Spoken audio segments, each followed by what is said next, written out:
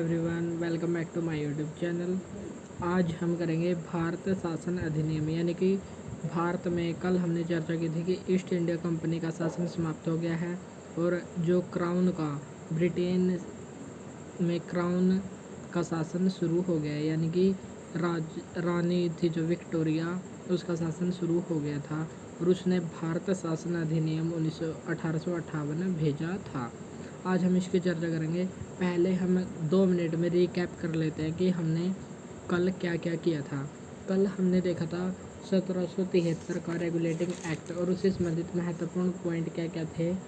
1773 के regulating act के तहत बंगाल का गवर्नर जनरल बनाया गया और इसके द्वारा ही 1774 में सुप्रीम कोर्ट में एक मुख्य न्यायाधीश और 3 अन्य न्यायाधीशों वाले सुप्रीम कोर्ट की स्थापना हुई और उसके मुख्य न्यायाधीश कौन थे? Elijah Impey. फिर एक्ट आया हमारा 1784 का पिट्स इंडिया एक्ट। पिट्स नाम क्या था? विलियम पिट, जो इंग्लैंड के प्रधानमंत्री थे, उनके नाम पर इसके द्वारा BOD और BOC की स्थापना की गई। BOD यानी कि बोर्ड ऑफ डायरेक्टरेट, यानी कि व्यापारिक कार्यों पर नियंत्रण के लिए बनाई गई, और बोर्ड ऑफ कंट्रोल राजनीतिक कार्यों के नियंत्रण के लिए संस्था बनाई गई। फिर हमने किया 1813 का चार्टर एक्ट। इसके लिए हमको 3 महत्वपूर्ण बातें ध्यान रखनी है। शिक्षा के लिए 1 लाख रुपए खर्च करने को कहा गया। चाय और चीन को छोड़कर ईस्ट इंडिया कंपनी की मोनोपोली यानी कि एकाधिकार को समाप्त कर दिया गया और जो ईसाई मिशनरी थे उनको धर्म प्रचार की अनुमति भारत में दी गई। फिर है हमारा 1833 का चार्टर एक्ट। इसके द्वारा बंगाल के गवर्नर जनरल को भारत का गवर्नर जनरल बनाया गया और इसके साथ ही हमको ध्यान रखना है कि बंगाल के गवर्नर को बंगाल का गवर्नर जनरल कब बनाया गया? 1773 के रेगुलेटिंग एक्ट के तहत। लेकिन बंगाल का गवर्नर जनरल भारत का गवर्नर जनरल कब बना? 1833 के एक्ट में। 1833 के एक्ट से संबंधित हमें एक और बात ध्यान रखने की, इसके द्वारा विधि आयोग की स्थापना की गई और इसके अध्यक्ष किसको बनाया गया? लॉर्ड मैकाले को। लेकिन वर्तमान में 22वां विधि आयोग का अध्यक्ष किसको बनाया गया? ऋतुराज अवस्थी को। 1833 के एक्ट के द्वारा व्यापारिक एकाधिकार था जो ईस्ट इंडिया कंपनी का, उसको पूर्ण रूप से समाप्त कर दिया गया और इसके द्वारा ही दास प्रथा की समाप्ति का अधिनियम आया। लेकिन दास प्रथा को कब समाप्त किया गया? 1843 में एलिनब्रो ने समाप्त किया। फिर हमने देखा 1853 का चार्टर एक्ट, जो अंतिम ईस्ट इंडिया कंपनी के द्वारा भेजा गया अंतिम चार्टर एक्ट था। इसमें खुली भर्ती यानी कि सिविल सेवा के बारे में वर्णन मिलता है। फिर आया हमारा, आज हम करेंगे भारत शासन अधिनियम। भारत शासन अधिनियम कब आया था? 1858 में और किसने भेजा था? महारानी विक्टोरिया ने भेजा था और महारानी विक्टोरिया के द्वारा इलाहाबाद घोषणा पत्र भेजा गया था। इलाहाबाद घोषणा पत्र क्यों? क्योंकि यहाँ पर जो यह घोषणा थी इसको इलाहाबाद में लॉर्ड कैनिंग ने सुनाया था और कब? 1 नवंबर 1858 को सुनाया था, जिसमें ईस्ट इंडिया कंपनी का शासन समाप्त हो गया और क्राउन का शासन स्टार्ट हो गया। इसमें भारत का गवर्नर जनरल को भारत का वाइसराय बनाया गया। तो हमें बात ध्यान रखने की, भारत का अंतिम गवर्नर जनरल कौन था? Lord Canning. और भारत का पहला वाइसराय कौन था? Lord Canning. इसी को प्रमोट करके भारत का वाइसराय बनाया गया। और जो BOD और BOC थे, यानी कि बोर्ड ऑफ डायरेक्टरेट और बोर्ड ऑफ कंट्रोल, जिसको कब शुरू किया गया था? 1784 में। जिसको 1784 के पिट्स इंडिया एक्ट के तहत शुरू किया गया था, उसको 1858 में भारत शासन अधिनियम 1858 के तहत समाप्त कर दिया गया। एक भारत परिषद बनाई गई जिसमें 15 सदस्य थे और इसका अध्यक्ष किसको बनाया गया? भारत सचिव को। भारत सचिव कौन होता था? जो लंदन में बैठता था उसको कहते थे भारत सचिव। और इसके साथ ही एक और बात है, मुगल सम्राट, जो उस समय मुगल सम्राट बना हुआ था, उसको कह दिया कि तुम ही अंतिम मुगल सम्राट होगे, इसके बाद कोई भी अगला मुगल सम्राट नहीं बनेगा। तो अंतिम मुगल सम्राट कौन थे?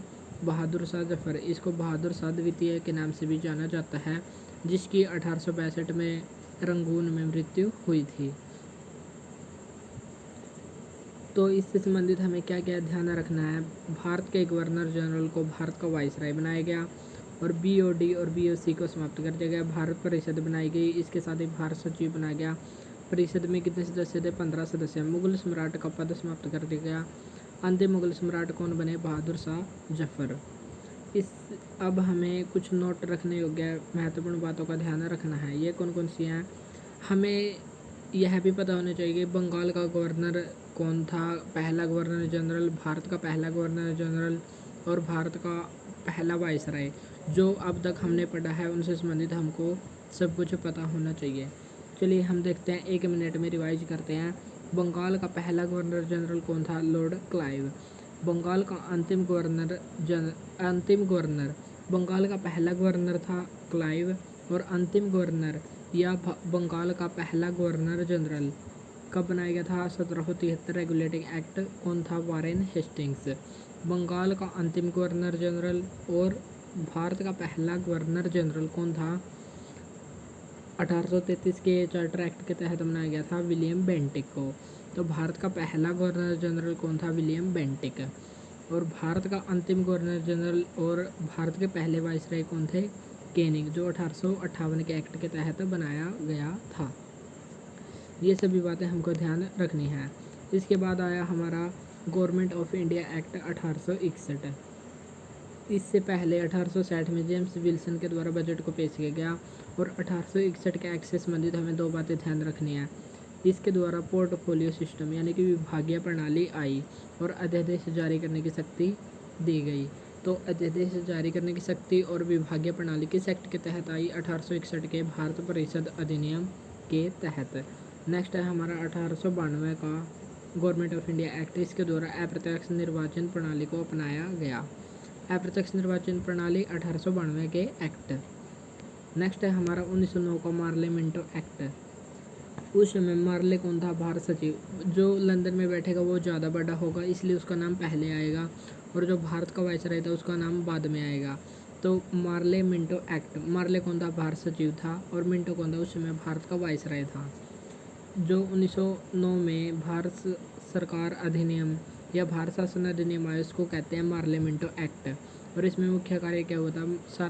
सांप्रदायिक निर्वाचन प्रणाली की शुरुआत हुई थी मुसलमानों के लिए। और इसमें मिंटो ने मार्ले को पत्र लिखकर कहा था। तो मिंटो भारत का वाइसराय था, उसने मार्ले को पत्र लिखकर कहा था क्या? हम नाग के दांत बो रहे हैं, इसका फल भीषण होगा यानी कि हानिकारक होगा, हमारे लिए असहनीय होगा, ऐसा उसने पत्र में कहा। नोट, हमें एक नोट रखने योग्य बात ध्यान रखने की, वाइसराय की कार्यकारिणी परिषद में शामिल होने वाले पहले भारतीय कौन थे? सत्येंद्रनाथ सिन्हा, जो एक विधि सदस्य के रूप में शामिल हुए थे। तो वाइसराय की कार्यकारिणी परिषद में शामिल होने वाले पहले भारतीय कौन थे? सत्येंद्रनाथ सिन्हा, जो 1909 में शामिल हुए थे। 1909 के एक्ट के तहत ही बजट पर पूरक प्रश्न पूछने का अधिकार दिया गया और गांधी जी ने इसे कहा था यह एक्ट सर्वनाश करने वाला अधिनियम है, क्योंकि इसमें सांप्रदायिक निर्वाचन की शुरुआत हुई थी। नेक्स्ट है हमारा 1919 का मॉन्टेग्यू चेम्सफोर्ड एक्ट। मॉन्टेग्यू कौन था? भारत सचिव था और चेम्सफोर्ड कौन था? भारत का वाइसराय था। 1919 में यह एक्ट आया था और इस समय ब्रिटिश प्रांत कितने थे? 11 प्रांतों में द्वैध शासन की शुरुआत किस एक्ट के तहत हुई? 1919 के एक्ट के तहत। लेकिन यदि पूछे कि केंद्र में द्वैध शासन की शुरुआत किस एक्ट के तहत हुई, तो आंसर आएगा 1935 का एक्ट। 1935 के एक्ट के तहत केंद्र में। और यदि पूछे राज्यों में 1919 के एक्ट के तहत। 1935 में प्रांतों के द्वैध शासन को समाप्त कर दिया गया और केंद्र में द्वैध शासन को शुरू कर दिया गया। तो अब हम देख लेते हैं कि द्वैध शासन का मतलब क्या है। द्वैध शासन, द्वैध का मतलब है ड्यूअल यानी कि डबल। इसमें आरक्षित विषय और हस्तांतरित विषय 2 शामिल किए गए। आरक्षित विषय में वे थे जो आय का स्रोत होते थे, हस्तांतरित में व्यय का स्रोत होते थे। आरक्षित विषयों पर कार्यकारिणी परिषद, राजस्व, वित्त, पुलिस इत्यादि शामिल था और हस्तांतरित व्यय के लिए मंत्री, शिक्षा और स्वास्थ्य इत्यादि शामिल थे।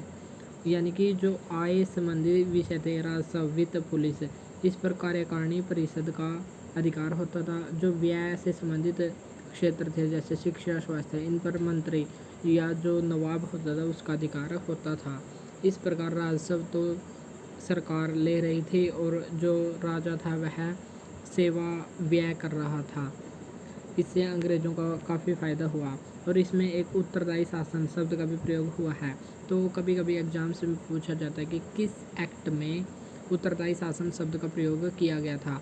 तो हमारा आंसर हो जाएगा 1919 का मॉन्टेग्यू चेम्सफोर्ड एक्ट। इसी के द्वारा केंद्र में द्विसदनात्मक प्रणाली शुरू की गई। द्विसदनात्मक प्रणाली यानी कि 2 सदनों वाली प्रणाली। इसमें एक राज्य परिषद बनाई गई, काउंसिल ऑफ स्टेट, और दूसरी बनाई गई केंद्रीय विधानसभा यानी कि सेंट्रल लेजिस्लेचर। राज्य परिषद में कितने सदस्य थे? 60 सदस्य थे, जबकि केंद्रीय विधानसभा में कितने सदस्य थे? 145 सदस्य। राज्य परिषद के सदस्यों का कार्यकाल था 5 वर्ष, और जबकि केंद्रीय विधानसभा के सदस्यों का कार्यकाल था 3 वर्ष। ये भी हमको ध्यान रखना है।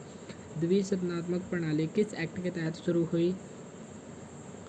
1919 के मॉन्टेग्यू चेम्सफोर्ड एक्ट के तहत। और प्रांतों में द्वैध शासन की शुरुआत भी 1919 के मॉन्टेग्यू चेम्सफोर्ड एक्ट के तहत शुरू हुई। और द्विसदनात्मक प्रणाली में 2 सदन कौन होते थे? राज्य परिषद और केंद्रीय विधानसभा। राज्य परिषद में 60 सदस्य, 5 वर्ष कार्यकाल। केंद्रीय विधानसभा में 145 सदस्य और 3 वर्ष कार्यकाल था। इसी के द्वारा लोक सेवा आयोग यानी कि पब्लिक सर्विस कमीशन का गठन की सिफारिश की गई। और किस आयोग ने सिफारिश की? ली आयोग ने। और इसी की सिफारिश पर पब्लिक सर्विस कमीशन 1926 में बनाया गया। तो लोक सेवा आयोग का गठन कब हुआ? 1926 में। किस आयोग की सिफारिश पर? ली आयोग की सिफारिश पर।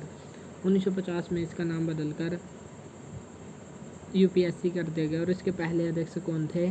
सर रोस बर्कर। सर रोस बर्कर यूपीएससी के पहले अध्यक्ष थे। महिलाओं को पहली बार वोट डालने का अधिकार कब दिया गया? 1919 के एक्ट के तहत। और यह भी कहा गया कि 10 वर्ष के बाद समीक्षा के लिए एक आयोग का गठन किया जाएगा। और वह आयोग कौन सा था? साइमन कमीशन, जिसका 1927 में गठन किया गया। 1928 में वह बम्बई पहुंचा। इसकी चर्चा हम कल आने वाली क्लास में करेंगे। तो 1919 का एक्ट कब लागू हुआ था? 1921 में लागू हुआ था। तो 1919 के एक्ट से संबंधित हमें 3-4 बातें महत्वपूर्ण रूप से ध्यान रखनी है। प्रांतों में द्वैध शासन की शुरुआत हुई। द्विसदनात्मक प्रणाली शुरू हुई। लोक सेवा आयोग की स्थापना कब हुई? 1926 में, इस ली आयोग की सिफारिश पर। और महिलाओं को वोट डालने का पहली बार अधिकार भी इसी एक्ट में दिया गया। अब हम देखेंगे इससे संबंधित कुछ महत्वपूर्ण बातें जो एग्ज़ाम्स में काफ़ी पूछे जाते हैं, उनको हम क्वेश्चंस के रूप में करेंगे। और लास्ट में एक क्वेश्चन भी पूछेंगे जिसका आपको कमेंट बॉक्स में आंसर देना है। चलिए तो हम शुरू करते हैं। हमारा पहला क्वेश्चन, किस एक्ट के तहत भारत में क्राउन का शासन प्रारंभ हुआ? यानी कि ईस्ट इंडिया कंपनी का शासन समाप्त हुआ और क्राउन जो ताज था उसका शासन शुरू हुआ। 1858 का एक्ट भारत शासन अधिनियम। बीओडी और बीओसी को कब समाप्त किया गया? 1858 के एक्ट में समाप्त किया गया। और शुरू कब किया गया था? 1784 के पिट्स इंडिया एक्ट के तहत। नेक्स्ट है हमारा, भारत के गवर्नर जनरल को भारत का वाइसराय कब बनाया गया? तो अब हम उसको रिवाइज कर लेते हैं। पहले इसका आंसर देखते हैं। इसका आंसर है 1858 के एक्ट के तहत। और किसको बनाया गया? लॉर्ड कैनिंग को भारत का पहला वाइसराय बनाया गया। अब हम देख लेते हैं जैसे बंगाल के गवर्नर को बंगाल का गवर्नर जनरल कब बनाया गया? 1773 के रेगुलेटिंग एक्ट के तहत। और बंगाल का पहला गवर्नर कौन था? लॉर्ड क्लाइव था। और गवर्नर जनरल कौन बना था? Warren Hastings. फिर बंगाल के गवर्नर को भारत का गवर्नर जनरल कब बनाया गया? 1833 के एक्ट के द्वारा। और नाम क्या था? William Bentinck. फिर 1858 के एक्ट में भारत के गवर्नर जनरल को भारत का वाइसराय बनाया गया। और पहले वाइसराय कौन थे? Lord Canning. ये सभी बातें हमको यहाँ से ध्यान रखनी है। भारत के पहले वाइसराय कौन थे? कैनिंग।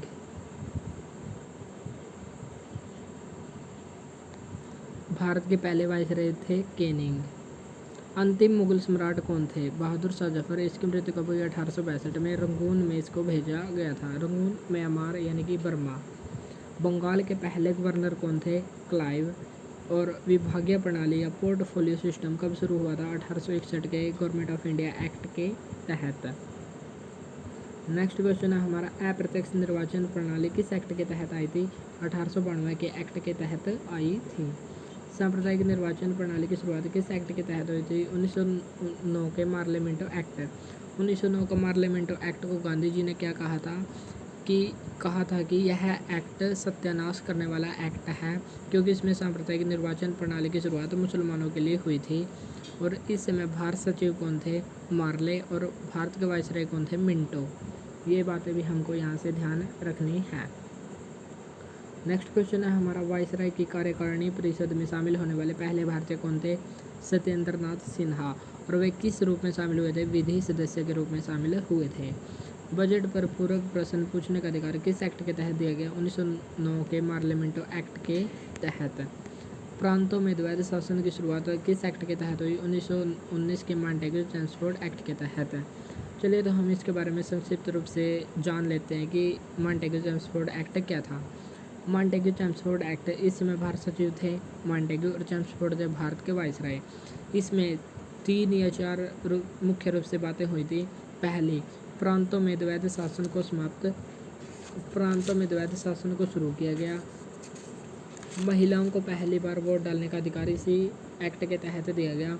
और जो केंद्र में द्विसदनात्मक प्रणाली की शुरुआत हुई, जिसमें राज्य परिषद और केंद्रीय विधानसभा का गठन किया गया। कि राज्य परिषद में 60 सदस्य थे जिनका कार्यकाल था 5 साल, और केंद्रीय विधानसभा में 145 सदस्य थे जिनका कार्यकाल था 3 वर्ष।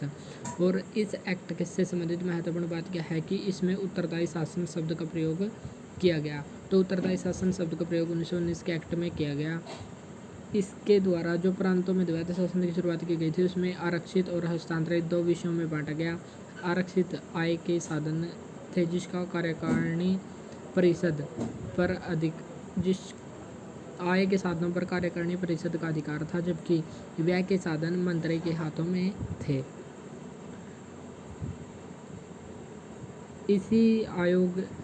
इसी एक्ट की समीक्षा के लिए 10 वर्ष बाद एक आयोग के गठन की बात भी कही गई थी। लोक सेवा आयोग में पीएससी की स्थापना कब हुई? पीएससी यानी कि पब्लिक सर्विस कमीशन, इसकी स्थापना कब हुई? 1926 में ली कमीशन की सिफारिश पर हुई। अब है हमारा important question. EIC east India company का व्यापारिक एकाधिकार पूर्ण रूप से कब समाप्त हुआ? इस क्वेश्चन का आंसर आपको कमेंट बॉक्स में देना है। आज के लिए इतना ही, मिलते हैं नेक्स्ट वीडियो में। Thank you.